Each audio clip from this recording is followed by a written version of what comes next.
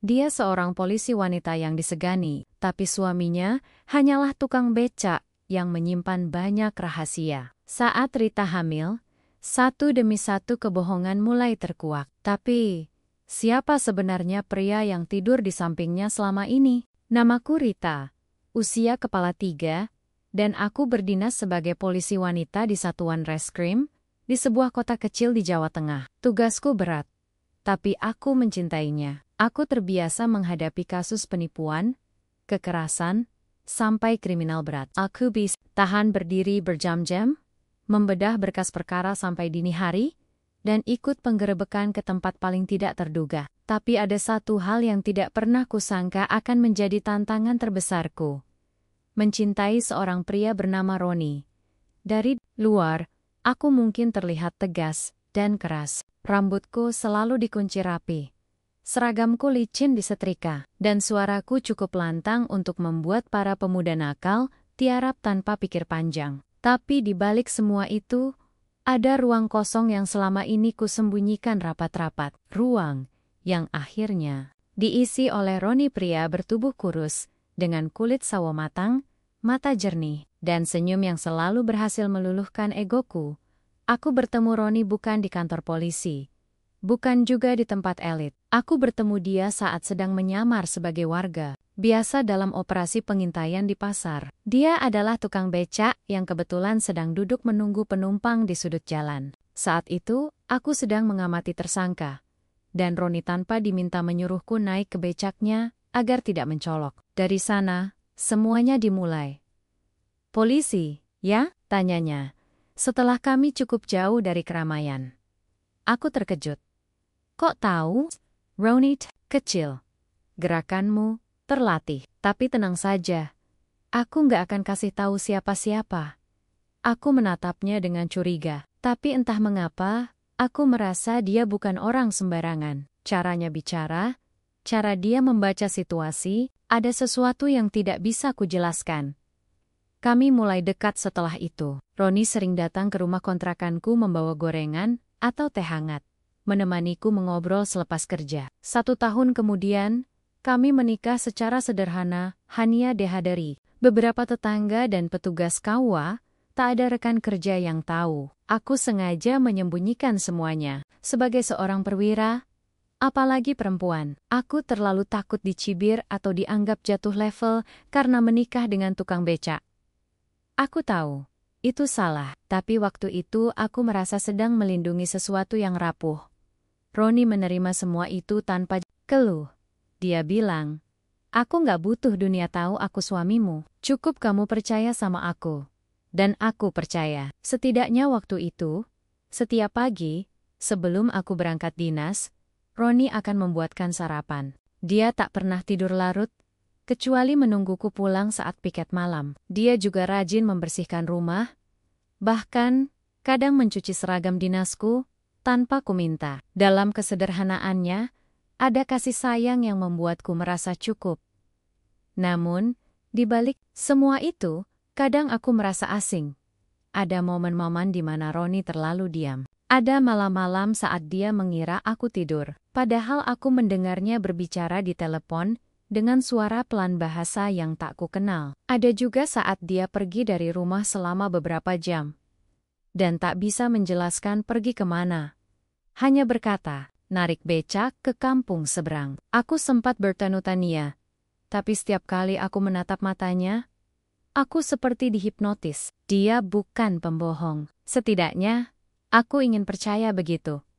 Sore itu, hujan turun perlahan. Aku pulang lebih awal, karena sidang perkara ditunda. Roni sedang duduk di teras, membetulkan rantai becaknya yang lepas. Punggungnya basah oleh rintik hujan, tapi dia tetap tersenyum saat melihatku datang. "Udah pulang, Bu Polisi?" "Sebenarnya, Deng," nada menggoda. Aku tertawa kecil. "Iya, hari ini perkara ditunda. Katanya jaksa belum siap." Roni berdiri, menyeka tangannya yang berlumuran oli ke kain lap, lalu mengangkat ember kecil berisi gorengan hangat ke arahku. "Aku bikin tempe mendoan. Mau?" Kami duduk di ruang tamu yang kecil dan hangat. Di dinding, tergantung figura foto. Pernikahan kami bukan di studio mewah, hanya hasil jepretan ponsel teman yang dicetak dan dibingkai ala kadarnya. Tapi, aku menyukainya. Ada kejujuran di sana. Saat itulah, aku memutuskan untuk bicara. Ron, kamu pernah nyesel nikah sama aku? Dia mengangkat alis. Kenapa tanya gitu? Aku tahu. Aku bukan istri yang selalu ada. Kadang aku keras. Kadang aku nggak bisa jawab saat kamu pegang tanganku di jalan, karena takut ada teman kantor lihat. Roni tersenyum, lalu menggenggam tanganku. Reed, aku nggak pernah nyesel. Kamu satu-satunya hal yang bikin aku pengen hidup tenang. Semua yang aku jalani sekarang. Demi kamu aku menggigit bibirku. Hati ini hangat. Tapi entah kenapa, ada bagian yang tetap dingin. Kata-katanya manis. Tapi bayangan suara di malam, hari dan jerik-jerik Nia yang aneh, tetap menghantuiku. Malamnya, aku terbangun karena mendengar suara derit pintu depan. Aku mengintip dari jendela kamar. Roni keluar rumah, mengenakan jaket tebal dan membawa tas kecil. Dia tak naik becak. Dia hanya berjalan kaki ke arah gang belakang. Aku menunggu sampai dia hilang dari pandangan. Jantungku berdegup lebih cepat. Perasaan curiga mulai menggerogoti hatiku. Dan untuk pertama kalinya, sejak kami menikah, aku membuka laci kecil tempatku menyimpan pistol dinas. Bukan untuk menekat-nakuti, tapi untuk berjaga-jaga. Hubungan kami bukan seperti pasangan suami istri pada umumnya. Tidak ada unggahan foto bersama di media sosial, tidak ada panggilan sayang di tempat umum. Bahkan ketika aku mengantar Roni ke tempat mangkalnya, aku selalu memakai baju biasa dan menyamar seolah kami hanya dua orang asing yang saling kenal sebatas tetangga. Aku bukan malu dengan siapa dia, tapi aku takut terhadap penilaian orang, terutama rekan-rekanku di kantor, di institusi kepolisian. Apalagi bagi perempuan, segala hal yang menyangkut citra sangat dijaga. Banyak senior yang secara terang-terangan menyarankan aku untuk mencari pasangan yang sepadan. Artinya, minimal, sesama aparat, atau pegawai negeri, atau setidaknya, orang kantoran. Tukang bek itu seolah menampar harga diri seorang polwan. Dan aku terlalu pengecut untuk melawan stigma itu. Setiap hari, aku menjalani dua kehidupan. Di kantor, aku adalah Rita yang tegas, berdedikasi, dan penuh wibawa. Tapi, di rumah kecil aku adalah istri dari pria yang dengan sabar mencuci piring dan menjemur baju, lalu mengelap becaknya, sebelum matahari sepenuhnya terbit. Meski begitu, cinta kami tidak pernah palsu. Aku tahu itu dari caranya menatapku, dari caranya menungguiku pulang di tengah malam, dari cara dia menyelipkan surat kecil di kotak bekalku, dengan tulisan tangan yang canggung, tapi tulus. Maaf kalau sayang belum bisa kasih kamu hidup mewah, tapi selama masih bisa bernafas, aku janji gak akan pergi ninggalin kamu. Roni. Tapi entah kenapa, akhir-akhir ini surat-surat kecil itu mulai hilang. Senyumnya juga terasa hambar. Aku mencoba menyangkal, mengatakan pada diri sendiri bahwa mungkin dia hanya kelelahan atau bosan dengan rutinitas. Tapi naluriku, sebagai polisi bicara lain.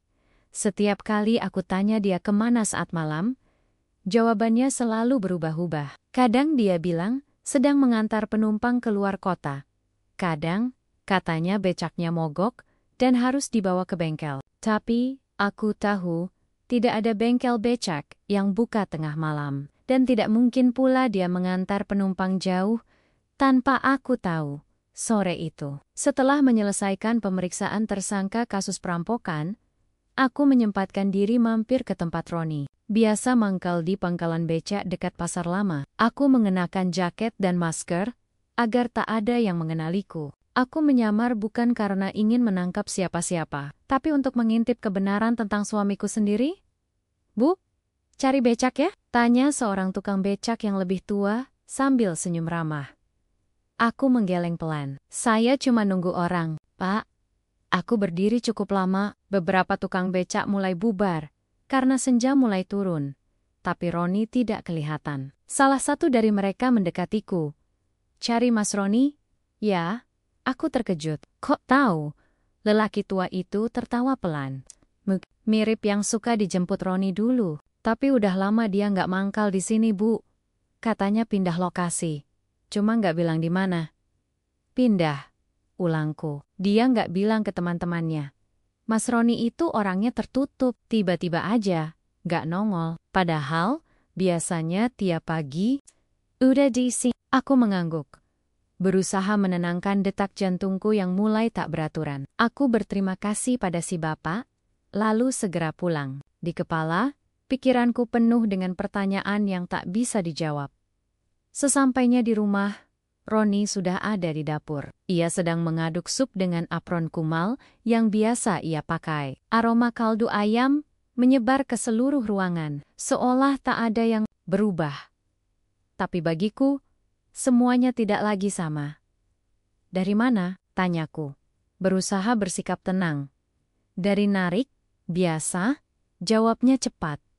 Tadi agak jauh, jadi baru pulang. Aku menarik napas pelan. Di pangkalan pasar lama, Roni diam sejenak. Enggak.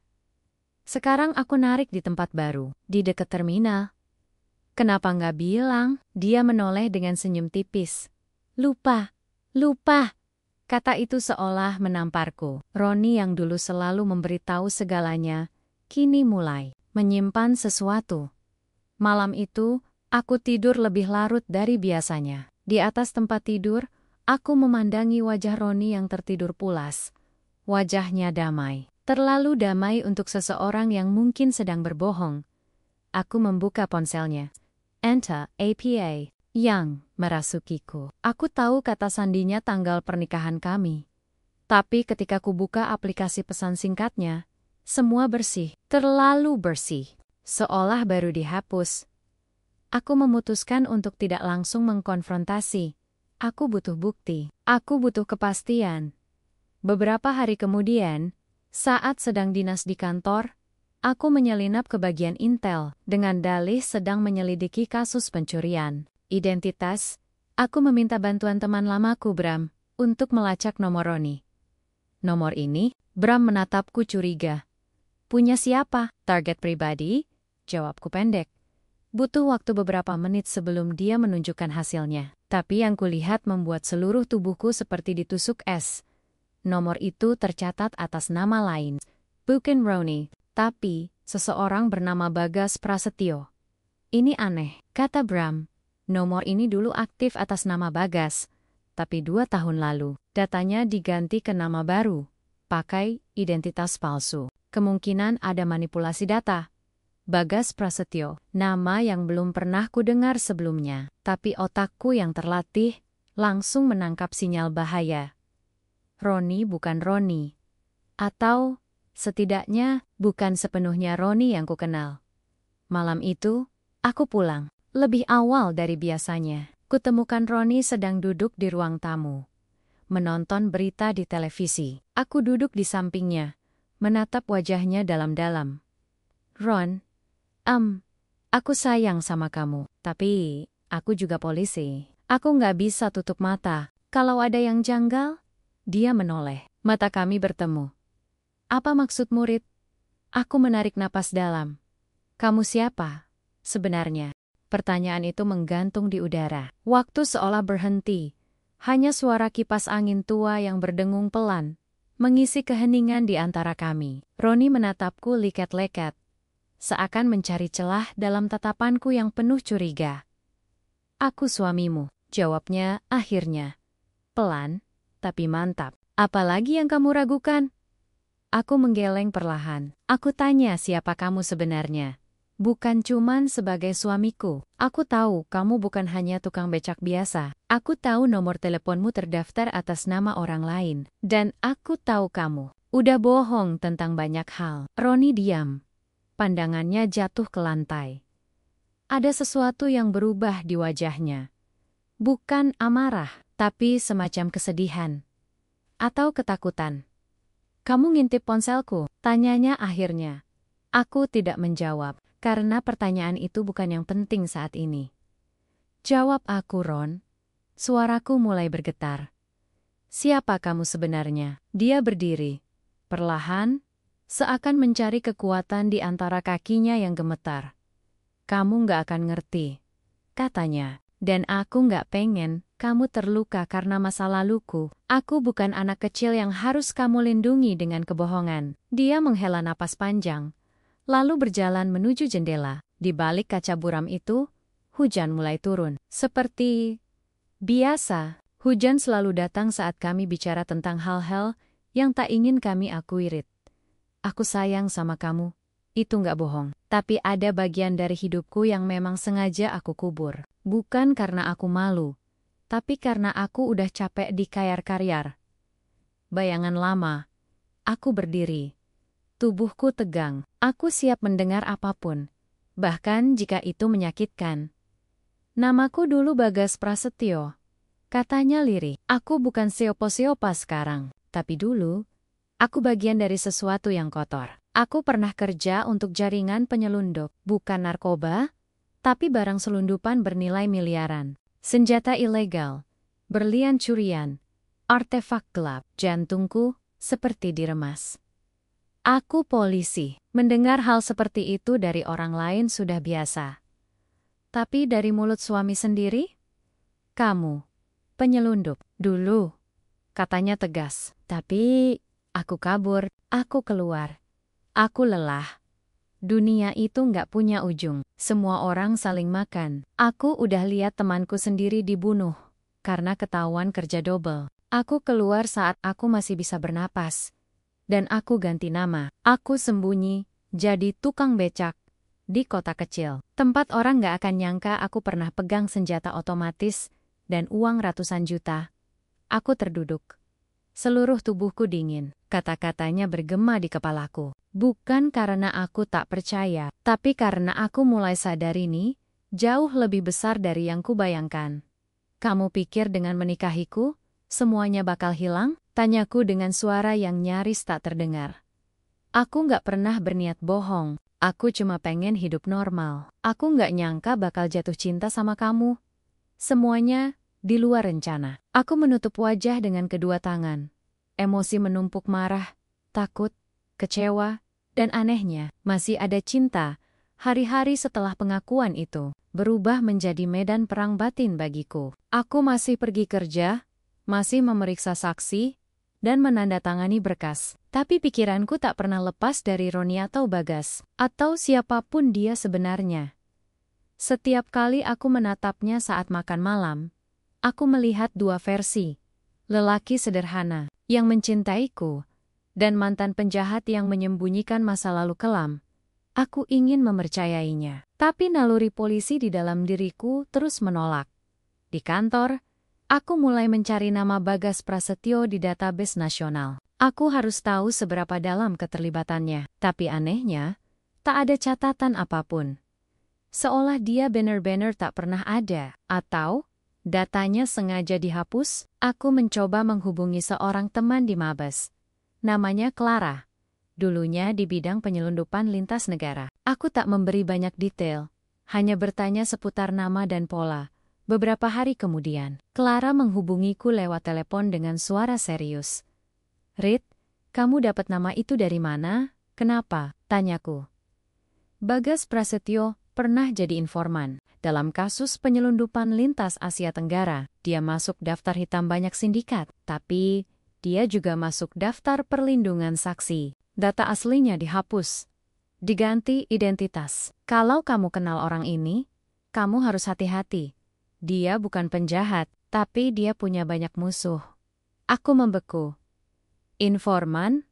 Perlindungan saksi? Kenyataan itu seperti menghantamku dari arah yang tak kuduga. Selama ini aku mengira Roni adalah ancaman, tapi ternyata dia juga buronan dari dua sisi dunia gelap yang dia tinggalkan, dan sistem yang menyembunyikannya. Malamnya, aku kembali duduk di sampingnya. Kali ini, tidak dengan tuduhan, tapi dengan luka yang masih terbuka. "Kenapa kamu nggak pernah cerita dari awal?" tanyaku. Roni menatapku. "Lelah. Karena aku tahu kamu bakal pergi, dan aku nggak sanggup kehilangan kamu." Aku menunduk, menggenggam ujung rok seragam dinas yang belum sempat kuganti. Aku tahu semua ini rumit, tapi ada satu hal yang belum bisa kuterima. Kalau kamu dilindungi, siapa yang lindungi aku? Dia terdiam, lalu menghela napas panjang. Gak ada, Rit. Kamu ada di sisi aku, maka aku yang harus lindungi kamu. Kata-katanya manis, tapi tetap tak bisa menghapus rasa takut yang mulai tumbuh dalam hatiku.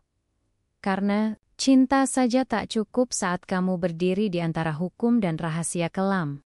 Aku tak tidur malam itu, hanya duduk di ujung ranjang, memandangi wajah Roni yang terlelap, nafasnya pelan dan teratur, wajahnya tenang.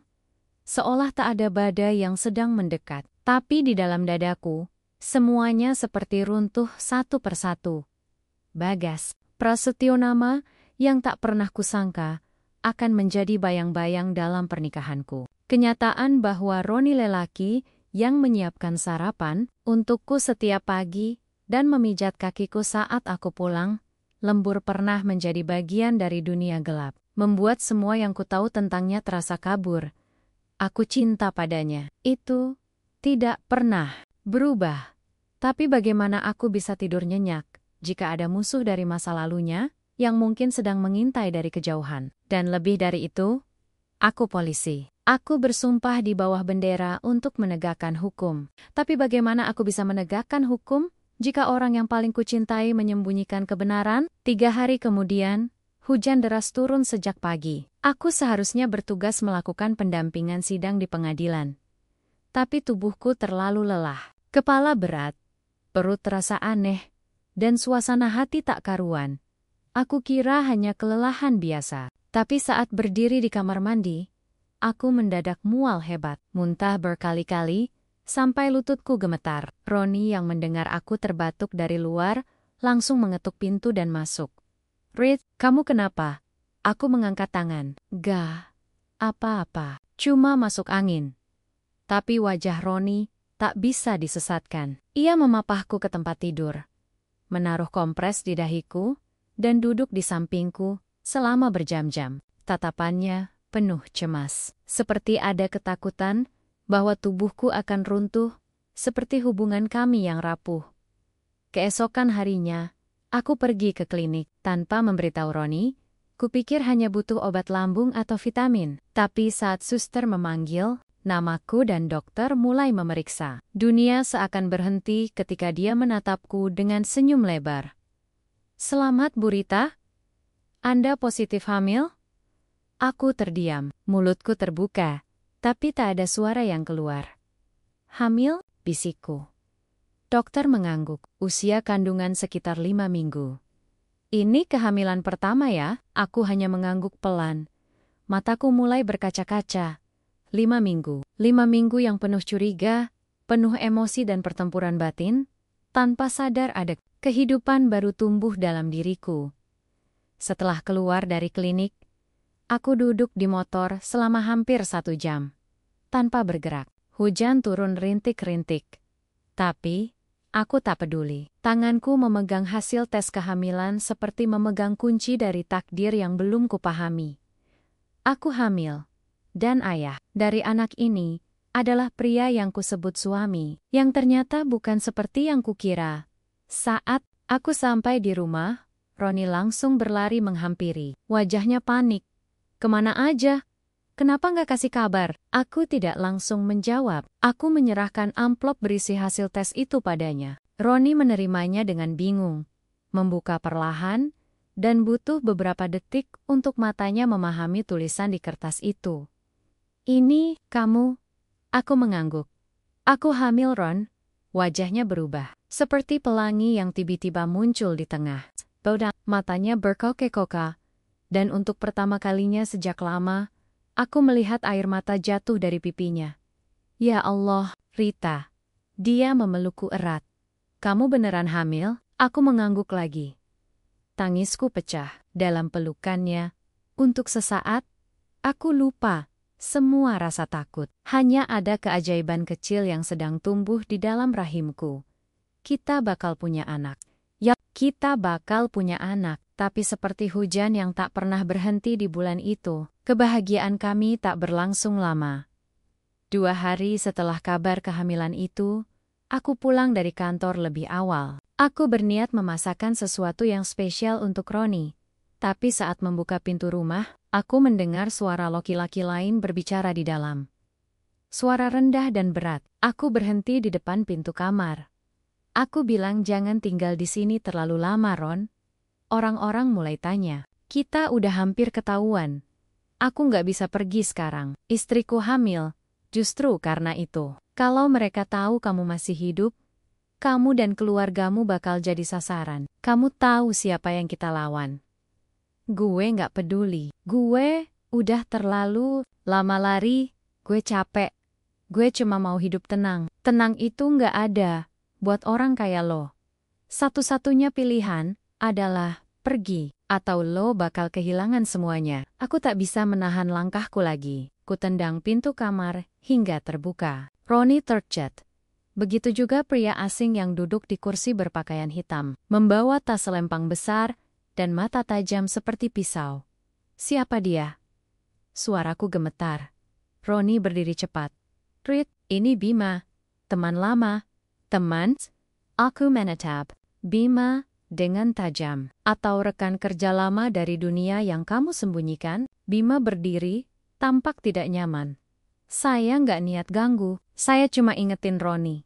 Dia dalam bahaya kalau terus di sini. Jadi, selama ini kamu masih dikejar? Tanyaku kepada Roni. Roni menghela napas, menatapku dengan wajah penuh luka. Aku pikir semuanya sudah selesai, tapi ternyata mereka masih nyari aku. Dan sekarang, semuanya jadi lebih rumit. Karena kamu hamil, aku mundur. Tanganku gemetar. Dunia seperti berputar. Jadi kamu bawa aku ke kehidupan yang bisa ngebunuh kita kapan aja.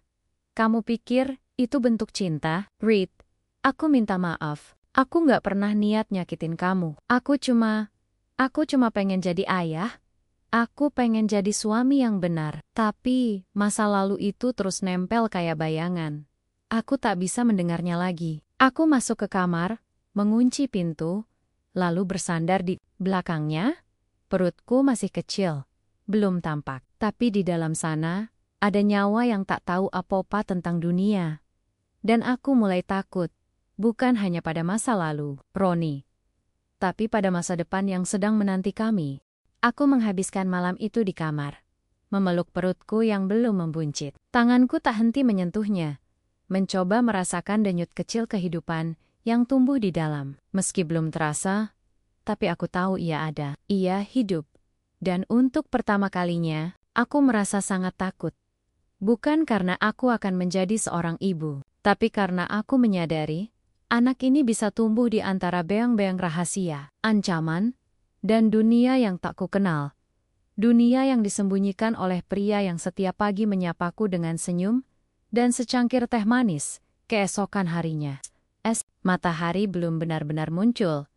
Aku pergi ke kantor lebih awal. Roni masih tertidur di ruang tamu aku, tak berniat membangunkannya. Aku butuh waktu, jarak, dan jawaban.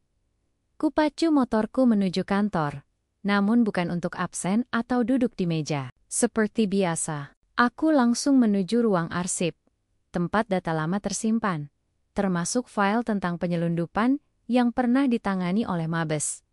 Aku tahu, ini berisiko, tapi aku juga tahu, jika aku tak mencari kebenaran, aku akan selamanya hidup dalam ketakutan. Kupakai akses pengawasan yang kudapat dari jabatanku sebagai penyidik reskrim. Kucari nama, Bagas Prasetyo, tak ada hasil. Lalu aku ubah pencarian menjadi penyelundupan lintas provinsi. Tahun 2015 sampai 2019, bingo, ada beberapa file besar. Salah satunya berjudul Operasi Bayangan, Jaringan, Selundupan Artefak Asia Tenggara. Aku membukanya dengan tangan gemetar. Di dalamnya, aku menemukan potongan nama yang menggetarkan dadaku. Bagas Panjang, mantan anggota jaringan, yang kemudian menjadi informan rahasia untuk membongkar sindikat. Nama itu hanya disebut sekali, lalu menghilang dari semua dokumen resmi.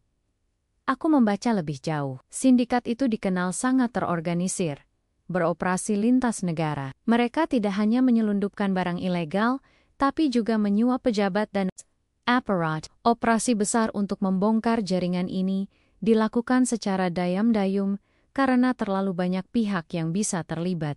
Dan di antara daftar tersangka, ada nama-nama yang familiar, termasuk salah satu nama Irjen Wahyudiang, kini menjabat sebagai kepala kepolisian di wilayahku. Darahku berdesir. Itu bukan nama kecil. Dan jika Ronnie benar-benar pernah menjadi informan yang menyerahkan data penting, berarti dia memiliki sesuatu yang jauh lebih berbahaya daripada sekadar rahasia masa lalu. Dia membawa rahasia yang bisa menghancurkan orang-orang kuat.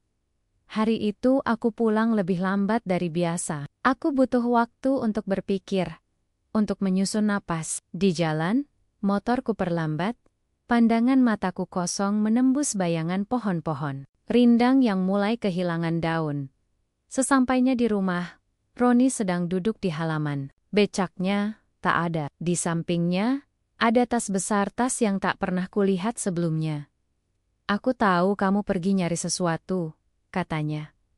Tanpa menoleh, aku tidak menjawab. Aku berjalan masuk, meletakkan helm, dan duduk di sofa. Reed, katanya, menyusulku masuk. Kita nggak bisa lama di sini.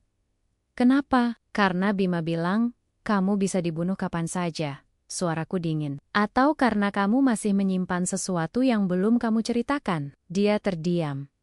Aku sudah tahu, lanjutku, tentang jaringan itu. Tentang kamu jadi informan, dan tentang siapa yang kamu lawan. Irjen Wahyudi. Wajah Ronnie langsung memucat. Reed, kamu harus jaga mulut kamu. Orang itu, dia bukan hanya punya kekuasaan, dia juga punya pasukan yang siap bunuh siapapun yang berani buka mulut. Aku menatapnya. Kenapa kamu nggak pernah kasih tahu aku semua ini dari awal? Kalau kamu percaya padaku, kenapa kamu sembunyikan? Karena aku takut kamu ikut ke bawah. Aku bukan cuma sembunyi dari masa lalu. Aku sembunyi dari sistem yang nggak bisa kupercaya lagi. Aku bangkit berdiri di hadapannya. Kita akan punya anak, Ron. Aku nggak bisa hidup dalam sembunyi. Aku nggak bisa lari terus. Dia memalingkan wajah, menahan emosi. Aku udah siapkan semuanya, katanya. Paspor palsu, tempat aman, kita bisa pergi dari sini. Aku menggeleng. Kamu lupa siapa aku? Aku nggak peduli kamu polisi, bentaknya tiba-tiba. Aku cuma nggak mau kamu mati karena aku. Aku terdiam. Untuk sesaat, hanya suara napas kami yang terdengar. Berat. Penuh tekanan. Aku nggak akan lari, Ron. Ucapku akhirnya. Kalau kamu memang mau keluar dari semua ini, kita harus bersihkan semuanya. Kita lapor. Kita bongkar semuanya. Biar anak kita lahir di dunia yang bersih. Bukan dunia bayangan. Ronnie menatapku dengan mata merah. Kamu tahu artinya itu? Kita bisa diburu. Kita bisa. Aku tahu. Tapi aku juga tahu. Kamu bukan penjahat, kamu punya kesempatan kedua. Dan sekarang aku di sisimu. Dia memelukku tiba-tiba. Erat, gemetar. Seperti seorang lelaki yang selama ini terlalu lama menahan beban yang tak bisa ia bagi. Kamu yakin? Bisiknya. Aku lebih takut kehilanganmu karena kebohongan daripada karena kebenaran. Malam itu, kami duduk bersama menyusun rencana. Ronnie akan menyerahkan data sisa yang pernah ia simpan, berkas asli, catatan transaksi, bahkan video pertemuan. Rahasia antara oknum petinggi dan sindikat. Semua masih ada di tempat tersembunyi. Dia belum pernah menyerahkannya pada siapapun karena takut akan disalahgunakan. Kita akan lakukan ini pelan-pelan.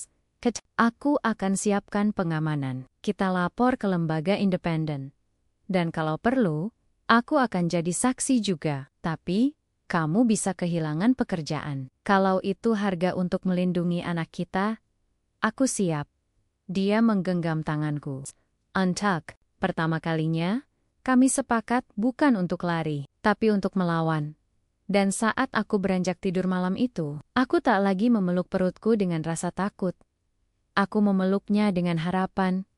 Karena aku tahu, meski masa lalu kami, kelam masa depan kami, masih bisa diperjuangkan. 2 hari setelah kami memutuskan untuk menyerahkan semuanya, rasa cemas tidak kunjung pergi dari tubuhku. Setiap langkah terasa berat. Setiap detik dipenuhi rasa waspada. Seolah ada mata yang mengawasi dari kejauhan. Mungkin benar, Roni tidak sedang diburu masa lalu. Tapi masa lalu itu belum pernah benar-benar pergi. Ia hanya menunggu waktu yang tepat untuk menuntut balas. Roni mulai menunjukkan sisi dirinya yang tak pernah kulihat selama kami menikah. Ia tak lagi bicara dengan nada ringan. Gerakannya lebih waspada. Ia bahkan memasang kamera kecil tersembunyi di sudut rumah dan mengunci semua jendela meski siang hari. Aku tahu itu bukan paranoia. Itu naluri bertahan hidup dari seseorang yang pernah hidup di tengah beyong-beyong kematian. Tempat penyimpanan data itu masih aman. Tanyaku sambil duduk di dapur, memegangi perut yang mulai terasa penuh. Roni mengangguk. Masih? Aku titipkan di rumah temanku, di pinggiran kota. Dia nggak tahu isinya, dan nggak ada yang tahu aku masih hidup. Siapa dia? Namanya Jaja. Dulu kerjasama di terminal. Sekarang buka warung kelontong. Orangnya lurus. Aku mengangguk. Dalam hati, aku tahu kami harus bergerak cepat. Setiap menit yang kami tunda adalah undangan bagi bahaya untuk datang lebih dekat. Siang itu, aku menerima panggilan dari nomor tak dikenal. Awalnya kukira dari kantor, tapi suara di seberang membuatku menegang. Bu Rita. Suaranya berat, tapi sopan. Iya. Siapa ini? Nama saya Adrian. Saya dari Lembaga Pengawasan Internal. Kami mendapat laporan bahwa Anda memiliki informasi terkait penyelundupan lintas institusi. Kami ingin bertemu. Rahasia? Aku tak langsung menjawab. Rasanya seperti sedang berdiri di tengah persimpangan. Adrian terdengar resmi. Tapi bagaimana jika ini jebakan? Di mana kita bisa bertemu? Tanyaku hati-hati. Besok pagi, jam 9, di kafe kecil dekat lapangan Karang, datang sendiri. Jangan bawa suami Anda. Aku menutup telepon itu dengan jantung berdegup. Roni yang mendengar percakapan dari ruang tamu langsung bangkit. Ada yang tahu? Aku mengangguk perlahan. Mereka ingin bertemu.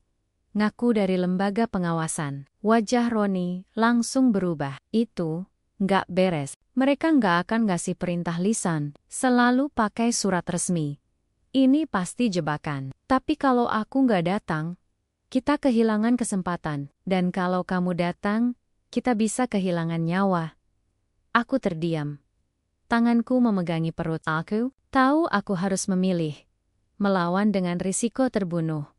Atau diam dan membiarkan anakku tumbuh di bawah bayang-bayang kebohongan. Kalau aku pergi, kamu harus awasi dari jauh. Kataku, kita nggak bisa mundur sekarang. Roni menatapku lama. Kamu yakin? Aku lebih takut kehilangan keberanian daripada kehilangan nyawa. Pagi itu, aku berdiri di depan cermin lebih lama dari biasanya. Kuikat rambutku. Kuperbaiki seragam polos yang kupakai, dan kubisikkan doa pendek sambil menyentuh perutku. Aku mengendarai motor ke arah kafe yang dimaksud. Lokasinya sepi. Nyaris tak terlihat dari jalan besar. Kafe tua dengan papan nama yang sudah luntur. Aku turun, berjalan perlahan, dan masuk ke dalam. Di pojok ruangan, seorang pria berpakaian kasual duduk sambil memainkan ponselnya. Wajahnya asing, tapi ekspresinya tenang, penuh kendali. Bu Rita, ia berdiri, menjabat tanganku. Adrian, ia menggenggok. Silakan, duduk. Maaf, kita harus bertemu diam-diam. Isu ini terlalu sensitif. Apa sebenarnya yang Anda tahu? Ia menatapku serius. Kami mendapat data bahwa Anda berhubungan dengan saksi penting dalam kasus penyelundupan yang melibatkan banyak pejabat tinggi, termasuk nama Irjen Wahyudi. Kami percaya Anda memegang dokumen penting. Aku tak mengangguk, tak membantah. Aku hanya menatap matanya, menunggu langkah selanjutnya. Kalau Anda percaya kami akan beri perlindungan. Tapi jika data itu bocor lebih dulu, bukan hanya Anda, Tapi seluruh keluarga Anda bisa jadi target. Siapa yang menjamin keselamatan kami? Tidak ada jaminan. Jawabnya pelan. Tapi setidaknya, kami satu-satunya pihak yang tidak terlibat dalam jaringan itu. Saat itu, pintu kafe terbuka. 3 pria berseragam satpam masuk. Salah satunya menatap ke arah kami, lalu mengangguk pelan ke Adrian. Rasa dingin menjalar dari tengkukku ke punggung. Aku berdiri. Aku akan pikirkan. Adrian menahan tanganku. Bu Rita, kita sedang berada dalam permainan yang jauh lebih besar dari yang Anda kira. Aku menatapnya tajam, dan karena itulah, aku nggak akan kasih apa-apa sebelum aku yakin siapa kamu. Aku melangkah keluar dengan langkah cepat. Mataku menyapu sekitar, dan aku menangkap sekilas bayangan Roni berdiri di seberang jalan, menyamar dengan topi dan jaket lusuh. Ia mengangguk padaku tanda bahwa ia siap menjemput kapanpun. Malamnya, kami tak bicara banyak. Roni duduk sambil mengelap senapan pendek tua yang entah dari mana ia dapatkan. Aku tidak bertanya. Aku hanya menyeduh teh hangat dan duduk di sampingnya. Ada yang aneh, kataku. Mereka terlalu tahu banyak. Aku curiga ada orang dalam yang bocorin lokasi kita. Nggak cuma bocor, Roni menjawab, kita sedang diawasi. Siapa? Ia menatapku. Bisa, siapa saja, termasuk orang-orang di kantor kamu. Hatiku mencelos. Untuk pertama kalinya, aku merasa sendirian di tengah institusi yang selama ini kupuja. Siapa yang bisa kupercaya? Kalau atasan sendiri mungkin bermain di dua sisi. Besok pagi aku ke rumah Jaja, kata Roni. Ambil data itu. Kita nggak bisa simpan terlalu lama, dan setelah itu, kita pilih ke publik. Atau mati dalam diam. Aku menelan ludah. Ini bukan lagi soal cinta. Ini bukan lagi tentang rahasia antara dua orang. Ini antara kebenaran dan kekuasaan yang tak tersentuh. Dan aku, seorang istri, seorang ibu yang sedang mengandung, berdiri tepat di tengahnya. Pukul 3 pagi, aku terbangun karena suara kaca pecah. Roni langsung bangkit dan menarikku ke bawah. Ranjang, diam, bisiknya. Kami merayap ke dapur, tempat dia menyimpan senjata. Suara langkah kaki terdengar di ruang tamu, lalu suara rak yang digeser kasar. Roni! Suara berat terdengar. Keluar lo, kita tahu lo di sini. Aku menahan napas. Roni meraih senjatanya, lalu membuka pintu belakang perlahan. Kami diam-diam lewat gang sempit di samping rumah. Aku memegangi perutku erat. Dalam gelap dan rasa takut, kami berlari. Untuck, head up. Kami bersembunyi di rumah kosong milik seorang petani tua yang sudah lama pergi merantau. Letaknya di pinggir sawah, jauh dari jalan utama, dikelilingi rumpun bambu yang bergemerisik tertiup angin. Hanya ada satu lampu minyak kecil, dan lantai. Tanah beralaskan tikar usang. Roni duduk bersandar di dinding. Senjata di pangkuannya. Wajahnya tegang, tapi matanya tetap awas. Aku duduk tak jauh darinya. Tubuhku masih gemetar, meski udara malam mulai menghangat. Bagaimana mereka bisa tahu lokasi kita? Tanyaku, hampir berbisik. Entah. Tapi kalau mereka sudah berani datang ke rumah, berarti mereka tahu kita punya sesuatu yang mereka anggap ancaman. Aku menatap tanganku yang menggigil. Semua ini terasa seperti mimpi buruk. Aku yang biasanya berdiri gagah di depan pelaku kejahatan, kini bersembunyi seperti buronan. Perutku sudah mulai membesar. Setiap gerakan cepat membuatnya perih. Tapi, aku tak bisa menyerah. Bukan sekarang. Besok kita ke rumah Jaja, kata Roni. Itu satu-satunya jalan untuk bawa data asli. Setelah itu, kamu tinggal di tempat aman. Aku sendiri yang hadapi semua ini. Aku menatapnya tajam. Kalau kamu pikir aku akan lari dan meninggalkanmu, kamu salah besar, Rit. Aku bukan wanita lemah. Aku bukan hanya istrimu. Aku, polisi, dan aku juga calon ibu dari anakmu. Kita hadapi ini bareng. Ia terdiam, lalu perlahan mengangguk. Kami berangkat sebelum matahari terbit. Jalanan desa masih sepi. Suara jangkrik dan kokok ayam bersahutan, seperti menyambut hari yang penuh teka-teki. Motor kami melaju pelan, berbelok ke jalan setapak menuju rumah Jaja. Tak ada plang, tak ada alamat jelas, hanya tumpukan batu sebagai penanda bahwa kami sudah sampai. Jaja menyambut dengan wajah cemas. Tubuhnya kurus, kulitnya gelap terbakar matahari, dan mata tuanya menyimpan ketulusan. "Roni, ya Allah, aku kira kamu udah mati." "Aku hampir," jawab Roni singkat. "Masih aman?" Jaja mengangguk dan menunjuk ke arah belakang rumah. Di sana, ada gudang kecil yang sudah tua. Kami masuk. Dan dari balik karung beras, ia menarik kotak besi berkarat. Di dalamnya, puluhan berkas disusun rapi. Laporan transaksi, foto, bahkan rekaman suara dan video. Aku mengambil satu amplop berisi salinan surat perjanjian. Di sana tertera tanda tangan termasuk satu nama yang membuatku menggertakkan gigi. Irjen Wahyudi ini cukup untuk menjatuhkan mereka, gumamku. Roni menoleh padaku. Dan cukup juga untuk bikin kita jadi target nomor 1. Justru karena itu, kita harus segera bergerak. Aku mengambil ponsel, membuka aplikasi terenkripsi yang digunakan oleh tim whistleblower internal kepolisian. Kumasukkan satu dokumen sebagai pengantar, lalu menunggu kode verifikasi. Tapi tak pernah datang. Jaringan diputus, kataku pelan. Berarti mereka udah kontrol komunikasi. Roni menimpali. Aku menghela napas. Satu-satunya jalan kini adalah menyerahkan bukti langsung ke media independen, lalu siaran langsung ke publik lewat kanal terpercaya. Jika publik tahu, mereka tak bisa lagi membungkam kami. Sore itu, kami menempuh perjalanan menuju kantor redaksi Warta Bebas, sebuah media yang dikenal berani membongkar skandal besar. Lokasinya di kota sebelah, melewati hutan kecil dan jalanan rusak. Aku menggenggam tangan Roni erat di sepanjang perjalanan. Di dalam diriku, rasa takut dan keberanian beradu di tiap detiknya. Kami hampir sampai ketika mobil hitam muncul dari balik tikungan.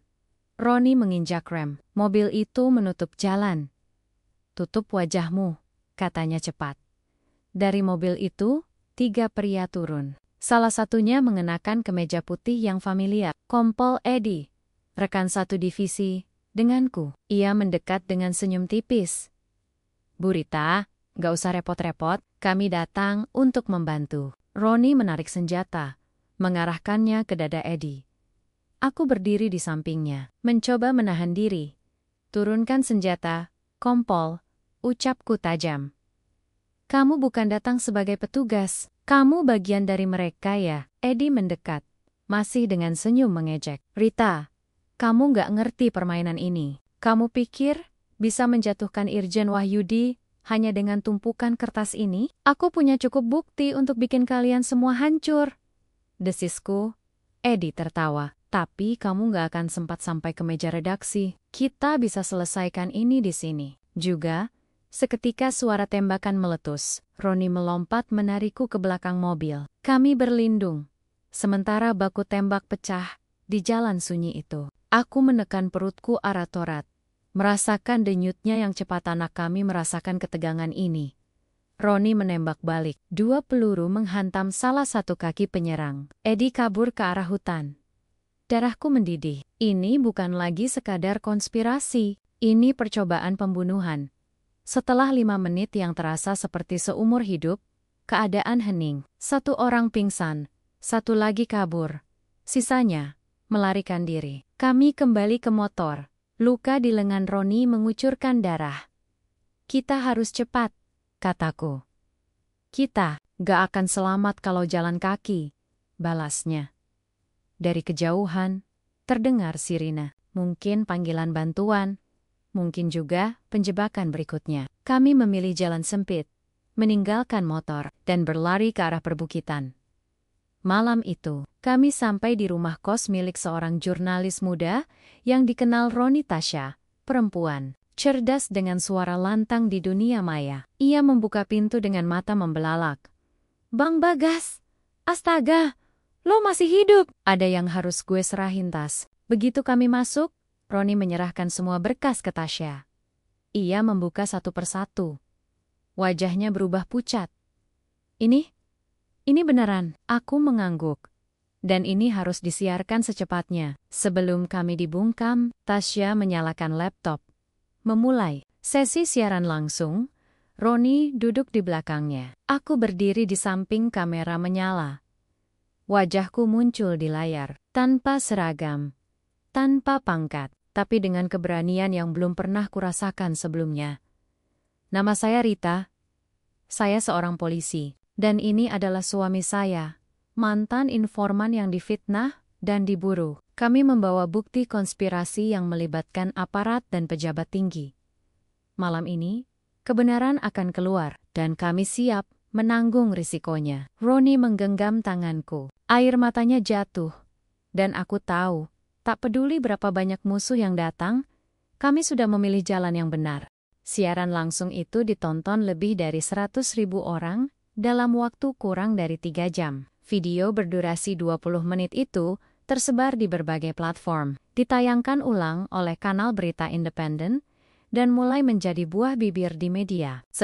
Nama Irjen Wahyudi muncul sebagai trending topik, disandingkan dengan tagar, kebenaran untuk Rita, dan Bagas masih hidup Tasya. Jurnalis muda yang menjadi perantara publikasi, bekerja tanpa henti menyiapkan dokumen pendukung untuk media lain, yang meminta salinan. Ia bahkan membentuk tim kecil dari komunitas jurnalis bawah tanah, untuk menjaga data tetap tersebar ke banyak server cadangan. Jika satu sumber hilang, yang lain akan tetap menyala.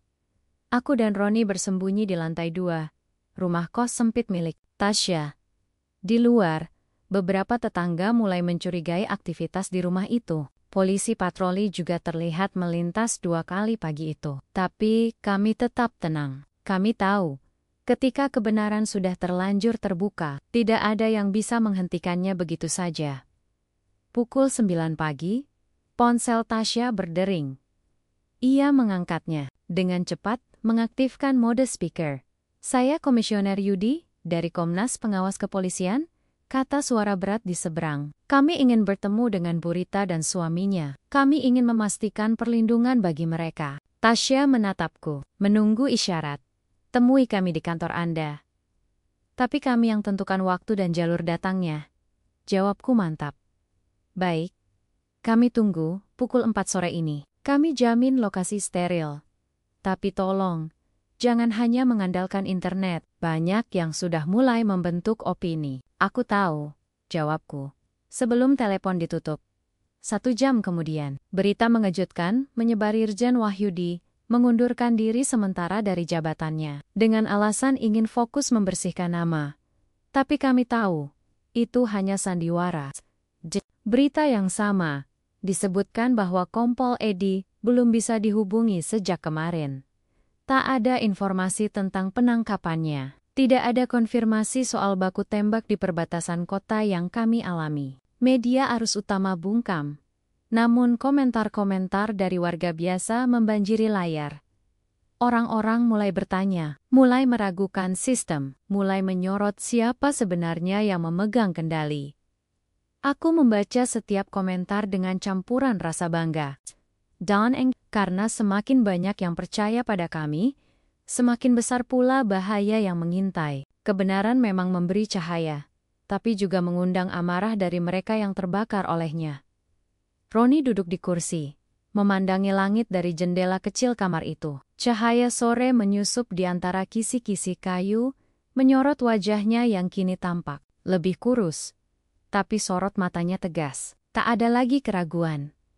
Kalau sesuatu terjadi nanti, kamu kabur duluan, katanya. Aku menoleh. Jangan mulai lagi omongan itu. Aku serius, Rit.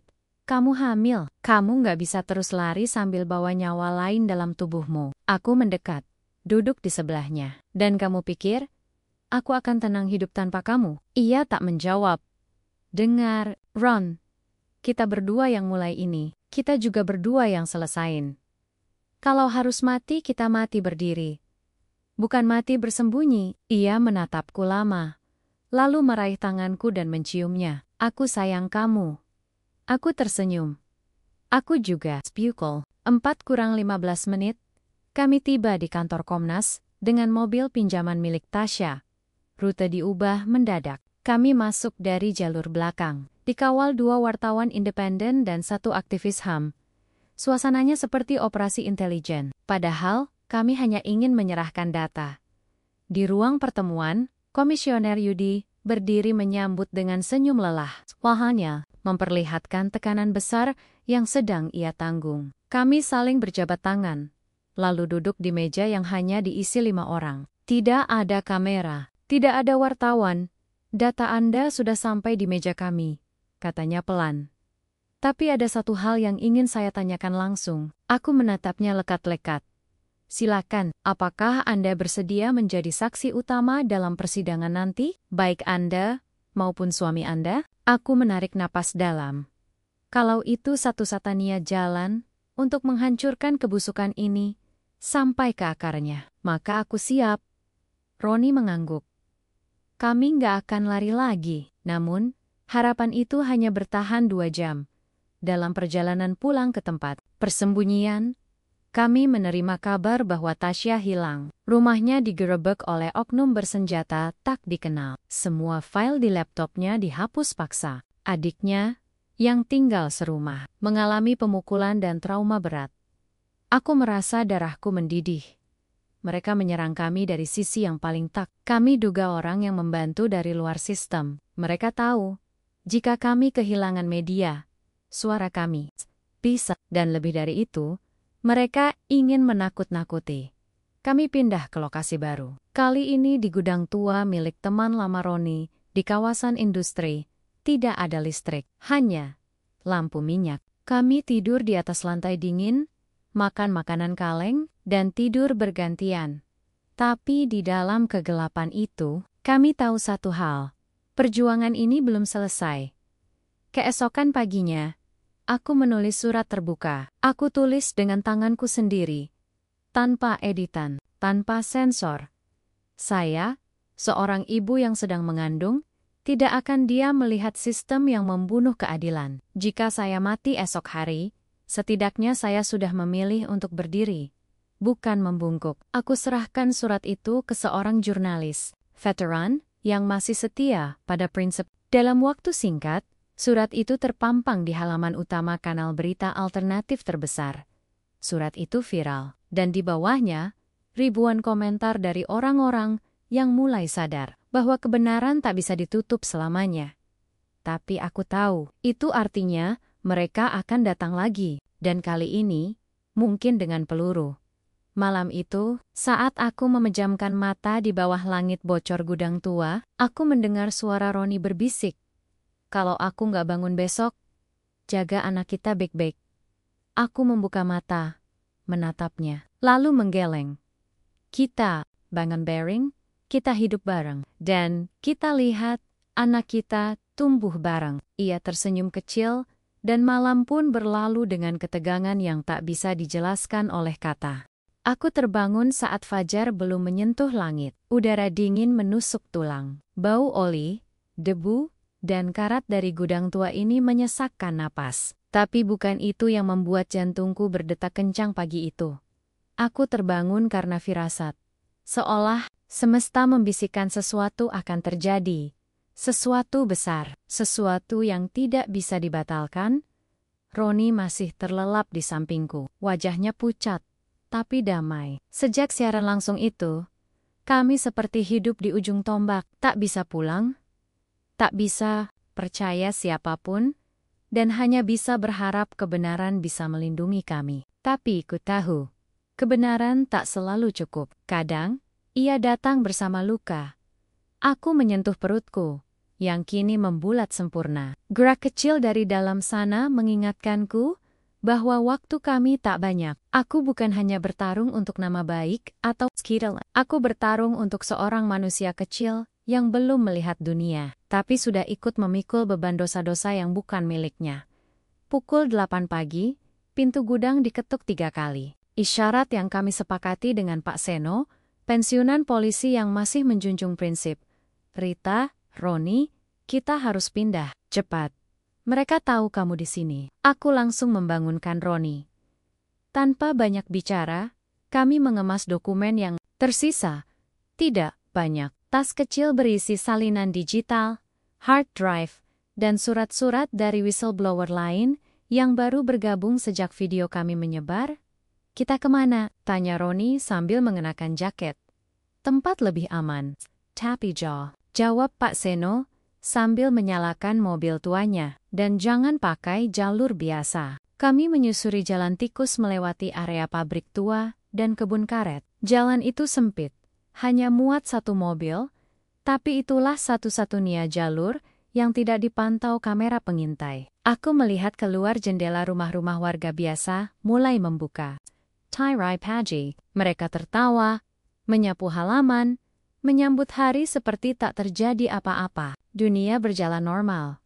Meski hidup kami runtuh diam-diam di tempat persembunyian baru. Kami bertemu seorang tokoh penting Bu Laksmi, mantan hakim yang sekarang aktif di lembaga anti korupsi. Ia menerima kami dengan tangan terbuka.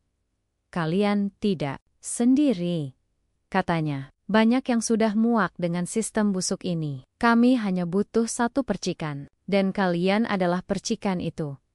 Aku duduk menatap matanya. Kalau percikan ini padam sebelum apinya menyebar, semuanya sia-sia. Karena itu kalian harus tetap hidup, jawabnya tenang. Roni mengangguk. Kami siap bicara di pengadilan, di depan publik, dengan semua data. Laksmi memandang kami bergantian. Baik, tapi dengarkan ini. Mereka akan menyerang sebelum kalian sampai ke ruang sidang. Aku merinding. Kita akan adakan sidang terbuka, tapi lokasinya dirahasiakan. Sampai, kami akan kirim tim khusus untuk mengawal kalian. Kapan? Tanyaku. Besok pagi. Tapi malam ini, kalian tidak boleh keluar. Bahkan jangan nyalakan ponsel. Aku dan Roni setuju. Ini kesempatan terakhir kami. Setelah malam ini, tidak akan ada lagi sembunyi. Kami akan berdiri di tengah badai. Apapun yang terjadi, malam pun datang. Sunyi. Terlalu sunyi.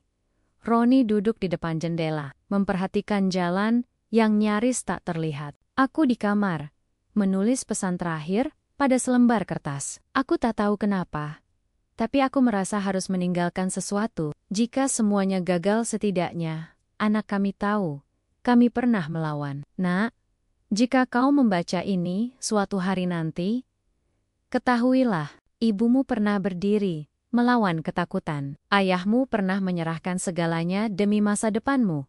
Kami tidak sempurna, tapi kami memilih jujur.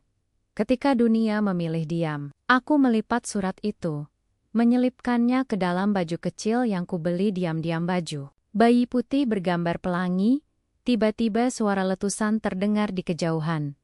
Roni langsung berdiri. Mereka datang. Pak Seno berteriak dari luar kamar. Ke belakang, jalur rahasia, kami berlari. Dentuman senjata semakin dekat. Peluru menembus jendela. Roni memegang tanganku erat-erat, menarikku melewati pintu kecil di bawah lantai. Kami menyusuri terowongan gelap, menuju kendaraan darurat yang sudah disiapkan Bu Laksmi. Napas kami terengah. Dadaku sesak, bukan karena lelah, tapi karena ngeri. Ini benar-benar pertempuran hidup dan mati. Di tengah terowongan, suara ledakan mengguncang. Tanah berguncang, lampu darurat padam. Kita harus cepat, teriak Pak Seno. Kami berlari. Di belakang, suara langkah kaki terdengar. Mereka mengejar. Di tikungan terakhir sebelum pintu keluar, terdengar suara tembakan lagi. Pak Seno terhuyung. Peluru bersarang di bahunya.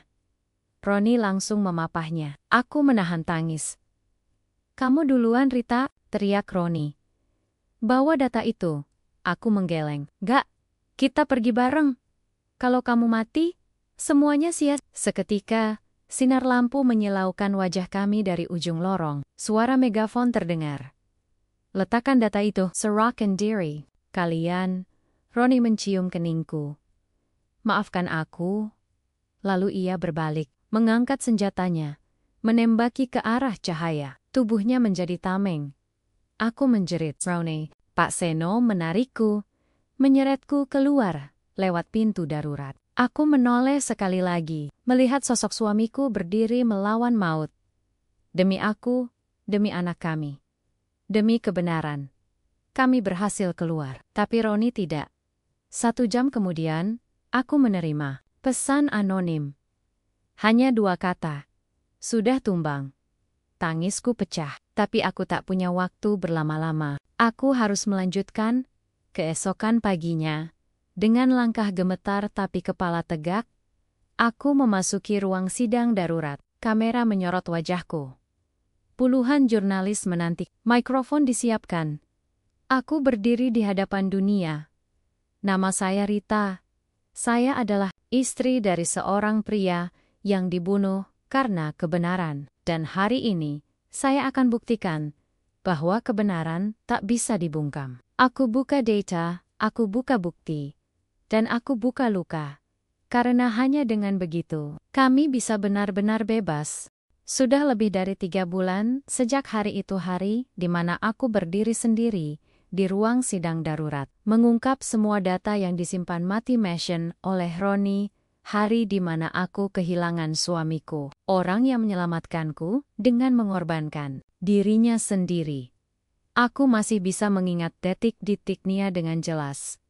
Suara langkahnya saat berbalik menantang cahaya, suara napasku yang tercekat, dan letusan yang mengakhiri segalanya. Setiap malam aku bermimpi memeluknya. Tapi setiap pagi, aku harus kembali pada kenyataan bahwa ia tak akan pernah pulang.